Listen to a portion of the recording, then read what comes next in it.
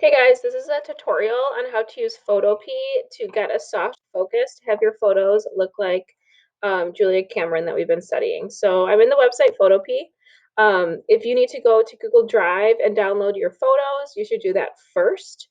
I would say you need at least 4 to 6 photos to make this look good. So first thing I'm going to do is File, Open. And I have my photos on my desktop, and these are the images I'm going to use. So you can see every image is just slightly different. So I had my model just move a little bit. This way I get, when I layer the photos and change the opacity, I get a ghost image underneath. And that's how I get this look of the artist that we're going for. So here's my first image, and I will open. Every photo after this, we are going to File, Open, and Place. That's going to place the image on top of the other image. So File, Open, and Place. So now I have my layers right here to the right. I can turn the eyeball on and off to see the layer underneath. I'm going to do this for all my images now.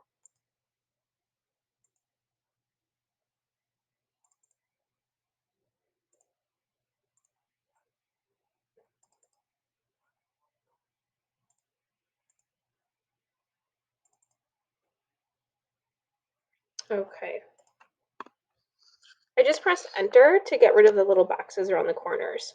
Now I'm going to start playing with my opacity. So the opacity is right here, and your opacity is how see-through an object is. So like this water bottle I have right here, it's purple, but it's not clear, but it's still see-through. So the opacity might be at, 8% or something, where like this can is 100%. I cannot see through it. So I'm going to go here to my opacity and bring it down, and I can start to see my other image revealing underneath. I can go to my next one. You don't want it to be too blurry, like that's a little bit too much. I can't really tell what's going on. Just a little bit.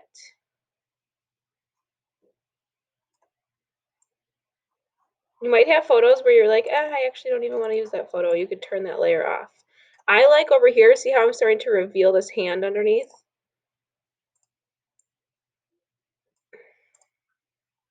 Okay,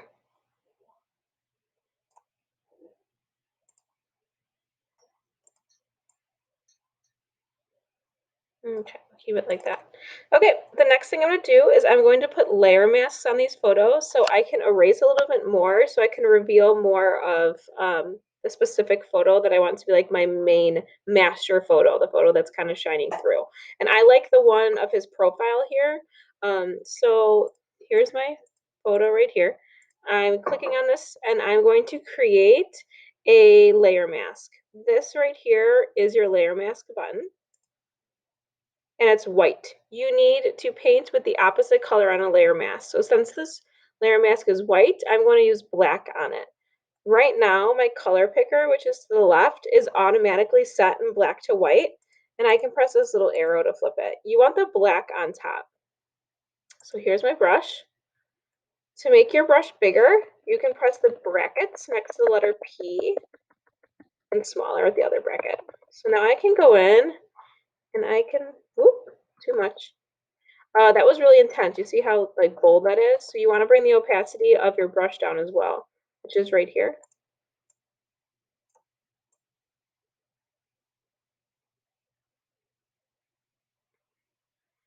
And I can start to kind of reveal other areas that I want.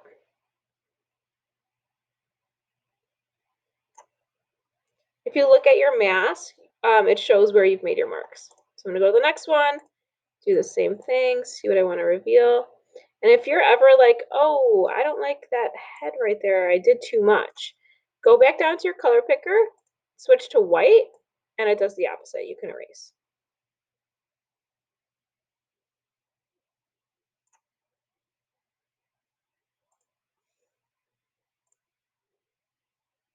Gotta go back to black.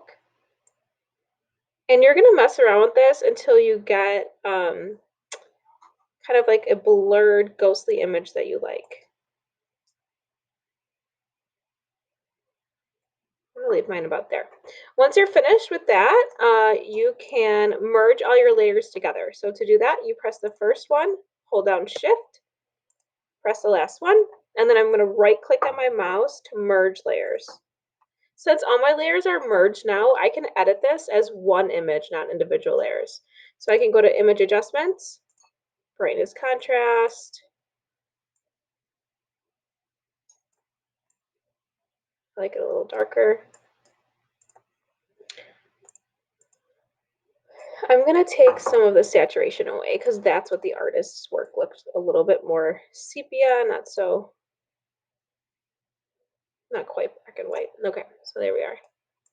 Okay, we're almost finished. The next step is I'm going to color sample a image from the artist's work. So I'm going to go into Google, and I will Google her, Julia Marguerite Cameron,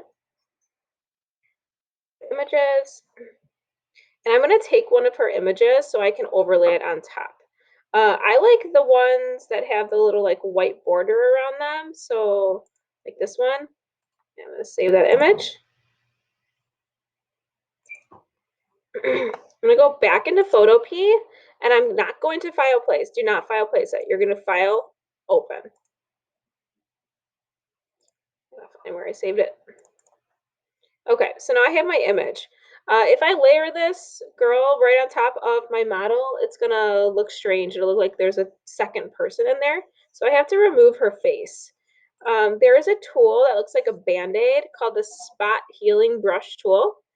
I'm gonna use that and make it bigger. And if I click once, it might just work, just click once.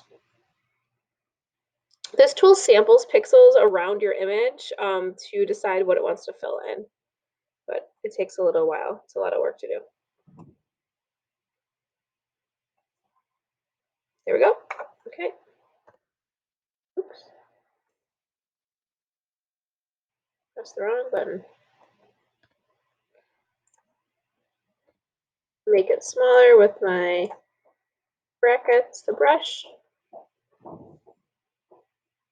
And you can kind of remove as much as you want. I just really wanted to make sure that the other face was gone. Okay, now I'm going to file save this.